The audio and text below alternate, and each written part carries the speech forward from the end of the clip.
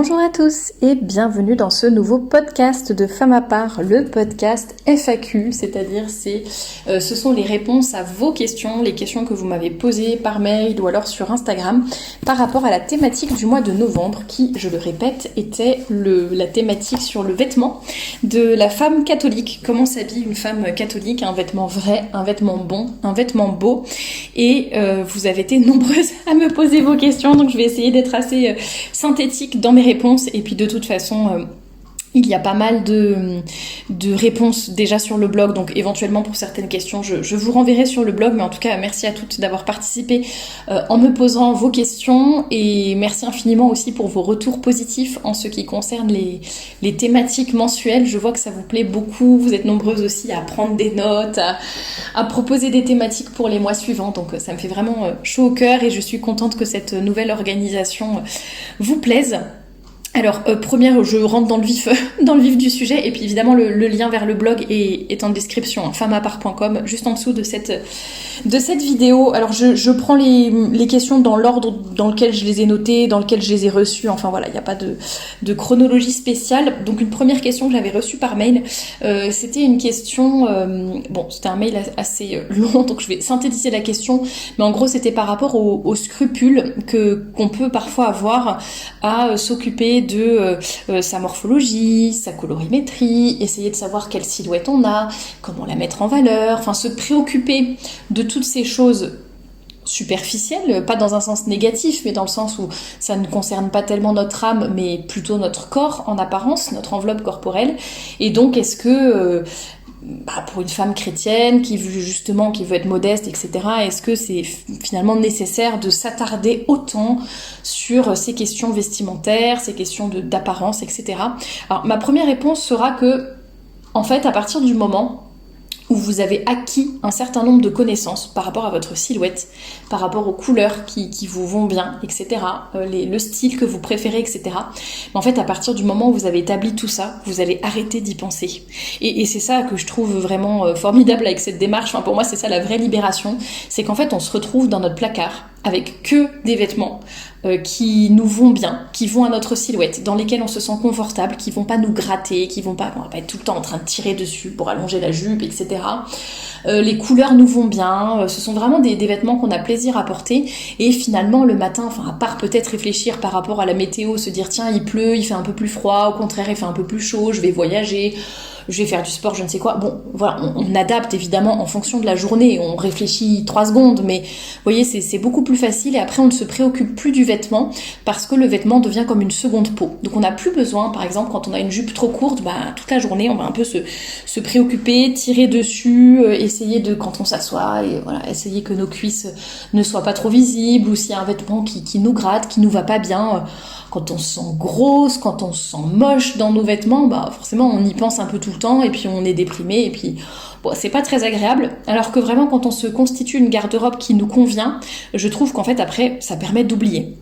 Donc ça, d'oublier, dans le sens de plus se préoccuper outre mesure de ces choses-là. Donc ça, c'est la première partie de ma réponse.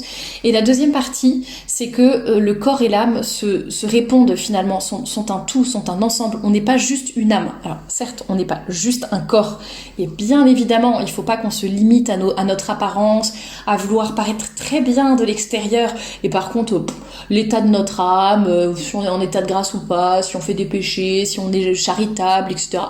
Ça vraiment, on s'en fiche, on fait passer ça en deuxième. Non, bien sûr, il faut pas tomber dans ce vice-là non plus, mais c'est un équilibre à avoir entre le corps et l'âme, et pour moi, les deux se répondent, et ce qu'on est à l'intérieur doit rejaillir à l'extérieur.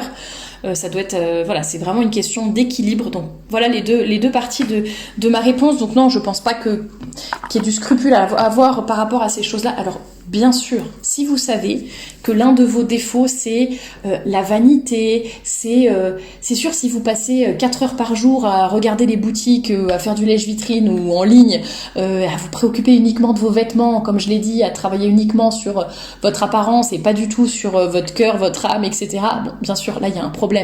Mais je pense que si ça reste dans une juste mesure, il n'y a vraiment pas de souci. J'ai une question par rapport aux vêtements pour est-ce que si je fais du sport, de la randonnée, etc., qu'est-ce que vous préconisez?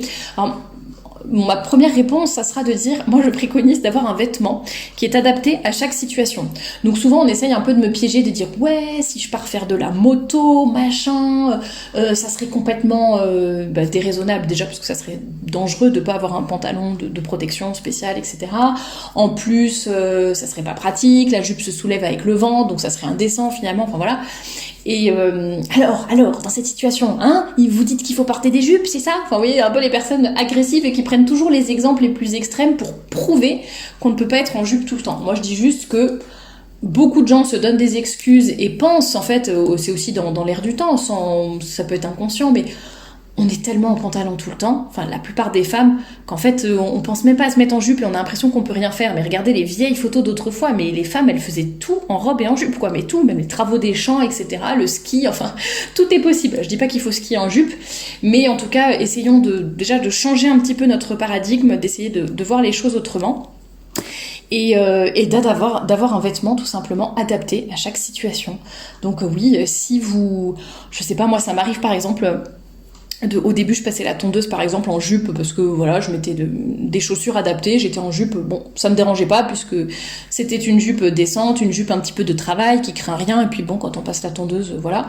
Et puis finalement, il y a un réglage qui a changé sur ma tondeuse et bref, je reçois plein d'herbes sur les jambes et voilà, bon bah j'ai décidé finalement, je vais mettre mon pantalon de sport pour passer à tondeuse parce que sinon ça serait vraiment, ça fait mal et c'est comme pour la débroussailleuse en fait, ça envoie tellement fort les coupures d'herbe qu'en fait ça lacère. Donc bon, c'est un petit peu compliqué d'être en jupe dans ces moments-là. Pourquoi pas avec des bottes, des bottes montantes jusqu'aux genoux, ça peut aussi arranger la chose, pardon. Mais tout ça pour dire que c'est un peu du bon sens, chacune s'adapte aux situations. Essayons de ne pas nous donner des excuses trop faciles. Et pour être en pantalon à la première occasion, essayons de rester la plus féminine possible. Et puis pour la randonnée, par exemple, les pèlerinages, c'est tout à fait facile d'être... moi, je l'ai fait très souvent. C'est hyper facile de rester en jupe et de rester décente et d'avoir l'aspect pratique aussi, parce que quand on est en randonnée, parfois on va s'asseoir par terre en tailleur pour pique-niquer, on va devoir, je sais pas, passer au-dessus d'une barrière, passer sous un barbelé, enfin j'en sais rien, il peut y avoir plein de situations un peu spéciales. Et donc moi ce que je recommande tout simplement c'est d'avoir un legging par exemple sous la jupe, de prendre une jupe qui ne craint rien, une jupe ample bien sûr. Si vous êtes en petite jupe droite serrée, vous ne serez peut-être pas très à l'aise pour marcher, mais enfin voilà, on peut adapter sa tenue comme ça. N'hésitez pas justement à aller voir sur le blog, vous verrez il y a plein de conseils pour faire du vélo en jupe, faire de la randonnée en jupe, etc. Donc n'hésitez pas à aller regarder pour avoir un petit peu plus d'informations par rapport à ça. Il y en a une qui m'a posé une question sur les manteaux d'hiver. Alors, je vous recommande surtout de regarder la matière, en fait. Il y a un article sur le blog aussi. Vous tapez manteau hiver, vous trouverez. Mais prenez des manteaux longs, pourquoi pas, si vous avez un peu froid, ou en tout cas des manteaux qui arrivent. Alors, peut-être pas jusqu'à la cheville parce qu'ils risquent de se salir, mais jusqu'à mi-mollet, par exemple, ou au moins jusqu'au genou, que ce soit pas des vestes. Comme ça, vous serez bien couverte. Et puis, faites attention à la matière, à prendre de la laine, du cachemire, en tout cas en partie. Puis ça, vous pouvez... Bon, ça coûte assez cher quand c'est neuf, mais vous pouvez en trouver en seconde main et voilà. J'ai aussi une question d'ailleurs par rapport aux jupes. Une personne qui me disait, bah voilà, moi je suis à la maison et en fait j'ai trop froid quand je suis en jupe. Alors au début ça m'arrivait aussi. Alors soit tout simplement quand je suis vraiment assise à mon bureau. Je trouve que quand on bouge en fait ça va. Même s'il fait pas hyper chaud à la maison, ça dépend de la température chez vous, mais même quand c'est pas hyper chaud, quand on bouge, honnêtement, si on a des collants, une jupe, un bon pull, ça va. Mais effectivement, là c'était vraiment la question sur les jambes. Je pense que la personne avait froid aux jambes. Voilà, moi je sais que j'ai souvent froid aux pieds aussi. Et déjà je prends des chaussons en fait bien rembourrés et qui montent juste au-dessus de la cheville, un peu comme des petites bottines. Donc déjà quand on a les pieds bien au chaud, je trouve que ça réchauffe le reste de la jambe. Prenez des collants bien chauds. Vous pouvez, si vous ne bougez pas, que vous êtes assise à votre bureau par exemple, là, on a d'autant plus froid, vous pouvez mettre une petite couverture sur vous tout simplement, sur vos genoux. Et sinon il existe aussi des collants rembourrés. Alors j'ai eu l'occasion de tester ça il y a pas très longtemps et alors faut vraiment les porter quand il fait froid parce qu'en fait dès que vous commencez à avoir chaud, je sais pas, à marcher dehors, à courir attraper votre train, etc. En fait, ça tient tout de suite vraiment hyper chaud, quoi. Enfin, c'est vraiment une matière, c'est bien rembourré, etc.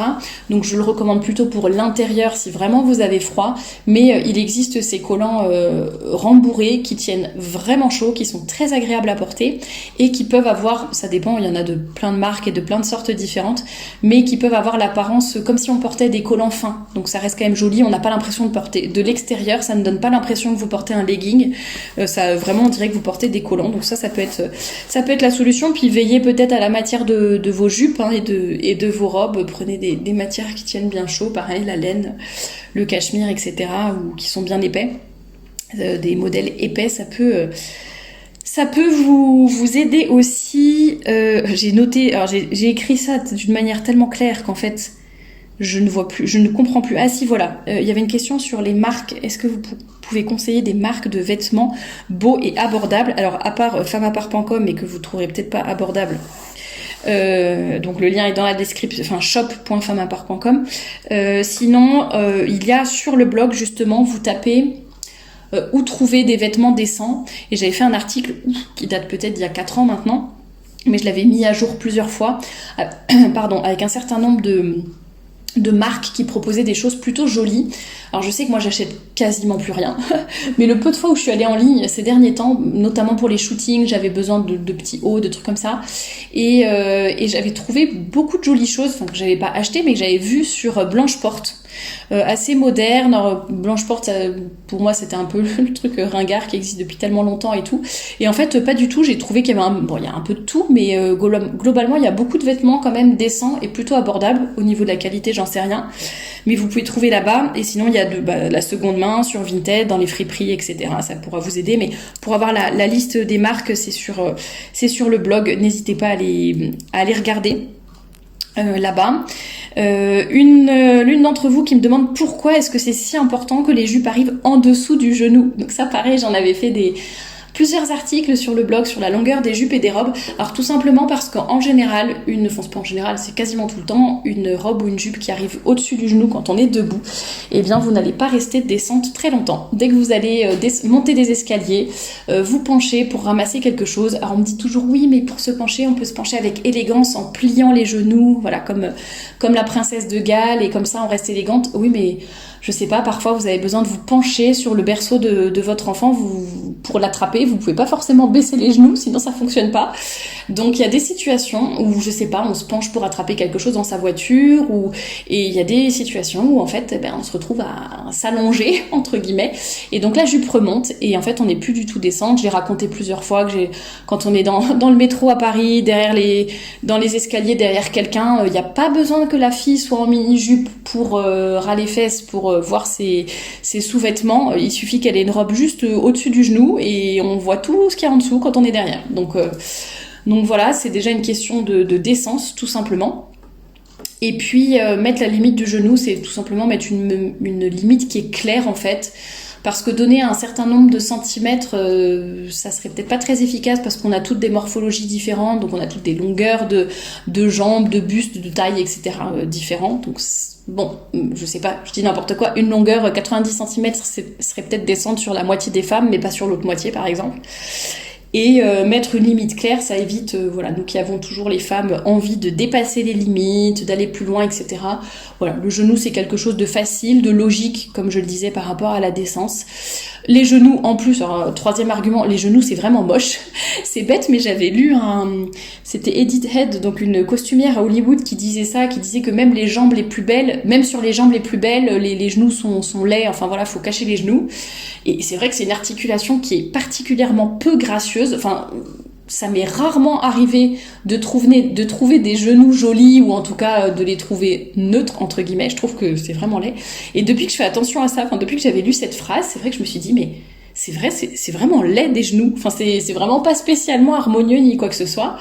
Donc, ne serait-ce que d'un point de vue esthétique, en fait, c'est quand même beaucoup plus joli de cacher ses genoux. Voilà pour des arguments un peu de tout... Voilà, qui n'ont pas tous la même importance, mais c'était pour en reparler. Et puis si le sujet vous intéresse, vous tapez centimètres ou longueur sur le blog, et puis vous aurez plusieurs articles à ce sujet. J'avais noté, voilà, on dit souvent que le style catho est mémérisant. Qu'est-ce qu'on peut faire pour éviter cela? Là, pareil, vous trouverez quand même pas mal de ressources sur le blog pour vous aider à vous habiller en fonction de votre silhouette, de votre colorimétrie, de votre style, etc. Vous habiller de façon moderne et tout en restant décente et élégante.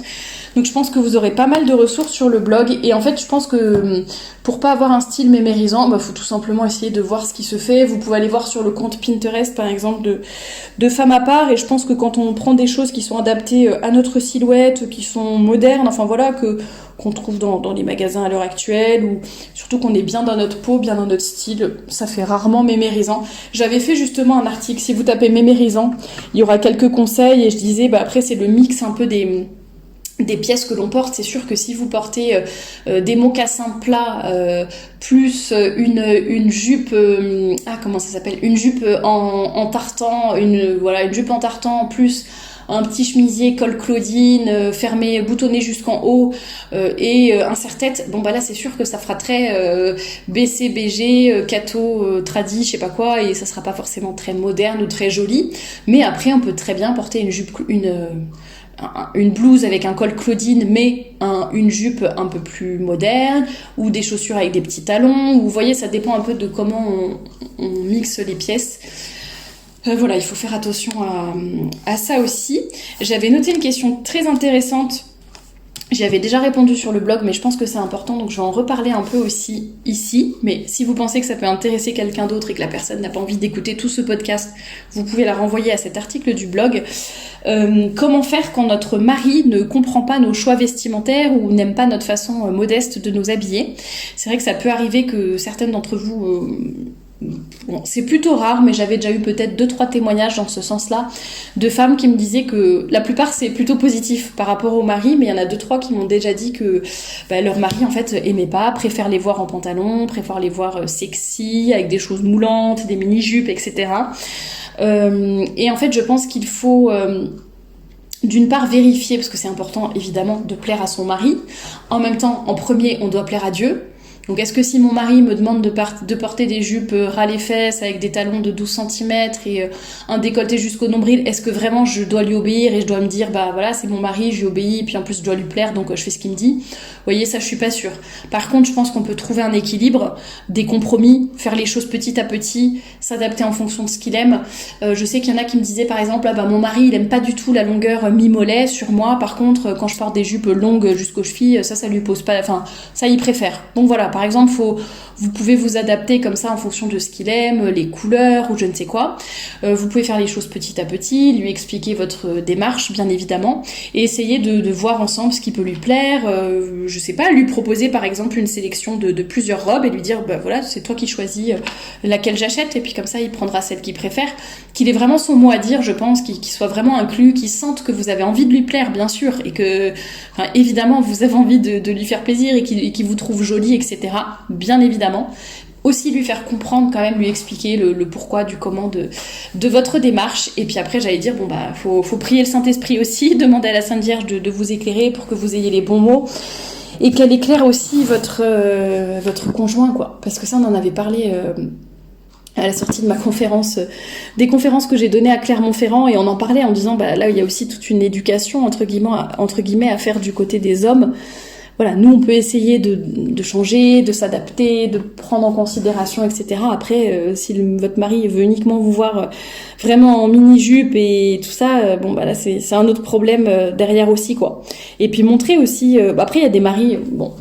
je trouve ça un peu bizarre, mais il y en a qui aiment bien exhiber en fait leur femme comme si c'était un morceau de chair, qui sont fiers de montrer à leurs amis ou à leur groupe social que regarde celle que j'ai réussi à avoir, et regarde comme elle est sexy, qu'elle est belle, etc. Enfin, c'est un peu comme une fierté, quoi, la réussite, je ne sais quoi. Moi j'ai un peu du mal à comprendre, et je me dis quand on aime sa femme, on devrait pas avoir spécialement envie que les autres hommes peuvent la trouver jolie, mais de là à la mettre en avant comme un morceau de viande et à dire regarde comme elle est belle mais tu peux pas y toucher, je sais pas.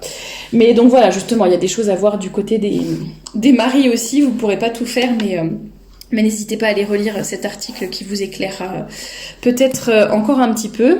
Il y a aussi eu une question intéressante, avant-dernière question, La dernière, je sais plus ce que c'était. Avant-dernière question sur voilà, que parfois c'est difficile en fait de s'habiller, de rester vraiment, enfin de s'habiller de façon décente, féminine, élégante, etc. De rester gentille et douce aussi, enfin au-delà du vêtement aussi par rapport à notre attitude. Lorsque l'on se fait harceler ou que voilà qu'on a des remarques ou quoi parce qu'on est en jupe, et parfois c'est presque plus facile de s'invisibiliser, enfin de devenir invisible par nos vêtements, de devenir voir un petit peu méchante, un peu froide, un peu distante, mais pour se protéger. Par rapport aux vêtements, moi je vous dirais toujours, je pense que je l'ai déjà dit dans d'autres podcasts, mais enfin, je veux dire, habillez-vous pour votre sécurité. Enfin, il n'y a pas de, enfin, si vous êtes plus en sécurité en pantalon, bah mettez des pantalons. Je vais pas vous dire, si, allez-y. Mettez des jupes, et puis tant pis, on verra bien les conséquences. Non, bien sûr, faut voir en fonction de là où vous habitez, les horaires auxquels vous sortez, les sorties de métro que vous prenez, les personnes avec qui vous êtes, etc. Bon, bien sûr, c'est triste, mais il faut prendre ça en considération. Et qu'est-ce que je voulais dire d'autre ? Ah oui, et bon, sur le fait de devenir un peu froide ou distante, je pense que ça dépend avec quelle personne. Moi, je sais que si je sens qu'un homme essaye un peu quelque chose, ou commence un peu à être lourd ou je ne sais quoi, oui, là je vais exprès, alors c'est pas forcément être méchante, mais c'est exprès mettre de la distance, ne pas aller vers cette personne, l'éviter quand on peut, répondre de façon un peu, j'allais dire aléatoire, mais c'est pas du tout le mot, répondre de façon un peu lointaine, quoi, vague, voilà, voilà, ne pas trop rentrer dans les conversations, etc. Et pour vous protéger, tout simplement, je pense pas qu'il y ait besoin d'être vraiment méchante ou odieuse pour se protéger, mais s'il faut être un peu moins sympathique, un peu moins souriante ou quoi dans certains contextes, bah j'allais dire faites-le, quoi, il y a pas trop le choix, malheureusement. Si vous avez des hommes qui ne sont pas vraiment des hommes en face, enfin qui sont désagréables ou autres ou dangereux même, bien sûr, faites attention à vous. Par contre, c'est sûr qu'à long terme, devoir rogner, voire renier en fait sa féminité pour se protéger, c'est un petit peu triste. Enfin, bon, faut aussi réfléchir.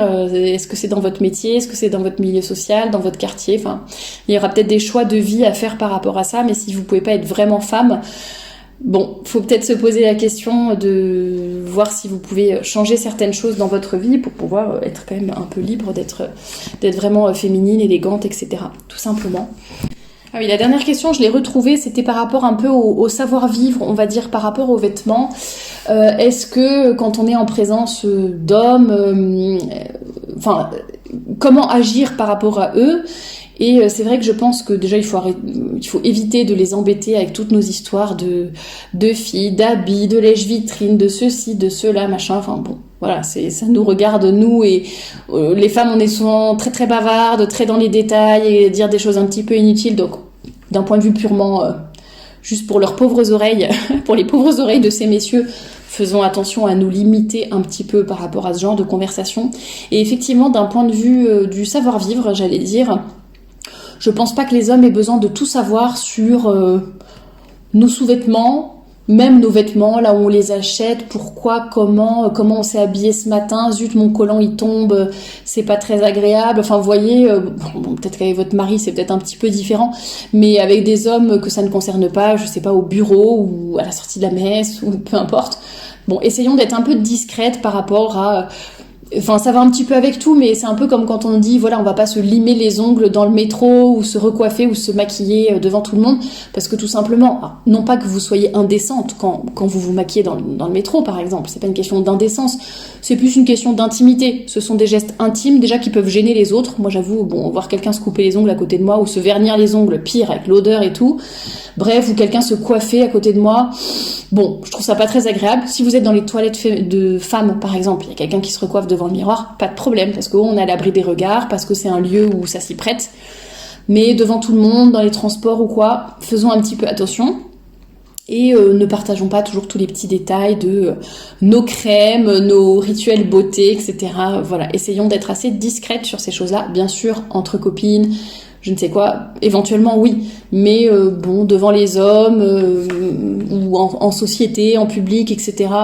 Faisons attention à ces choses-là. Et en fait, ça rejoint un tout petit peu ce que je disais, je crois que c'était la première question par rapport je vais retrouver mes mots. Oui, voilà, j'ai retrouvé mon idée, pardon. Par rapport à la préoccupation sur nos vêtements, en fait, au bout d'un moment, c'est ce que je disais au début, si on est bien dans nos vêtements, qu'on a que des habits qui nous vont bien, enfin qu'on a fait tout ce travail de colorimétrie, de silhouette, de style, etc., finalement on en oublie presque. Nos vêtements, c'est plus tellement une préoccupation, ça va tout seul et ça nous prend plus trop de temps et plus trop d'argent d'ailleurs. Enfin voilà, on n'a pas besoin de 10 000 vêtements pour se sentir bien. Parce que même quand vous en avez 10 000 dans votre garde-robe, vous n'en porterez que 3. Donc de toute façon, ça change pas grand-chose. Mais voilà, vous, avec peu de vêtements, enfin peu, en tout cas sans accumulation de vêtements, on peut se sentir bien et oublier un peu tous ces sujets-là. Et ça sera un peu pareil dans les conversations. Si finalement vous avez bien avancé là-dessus, que vous n'en préoccupez plus, que vous ne vous en préoccupez plus, eh bien vous n'aurez plus besoin non plus d'en parler, d'étaler ça, que ce soit le sujet principal, qu'on en parle en long, en large et en travers. Et je pense que déjà les hommes, ça ne les intéresse pas forcément. Et même si ça les intéressait, j'allais dire, il y a un petit côté malsain, enfin comme je le disais, par rapport un petit peu à l'intimité, etc. Si c'est votre mari, c'est différent. Mais bon, parler toujours de choses féminines, un peu, pas forcément intimes, mais vous voyez, ça relève un peu de la discrétion quand on évite de parler de toutes ces choses-là. Voilà, je crois que j'ai répondu à toutes vos questions. Merci beaucoup d'avoir été nombreuses à m'en envoyer. J'espère que j'ai répondu à tout. N'hésitez pas à aller voir sur le blog pour avoir des compléments d'informations. Là, c'est vrai qu'en quelques minutes, je peux pas non plus répondre très en détail à tout. Donc n'hésitez pas à aller regarder sur le blog pour en savoir plus. Et moi, je vous dis à très bientôt pour une nouvelle thématique pour le mois de décembre.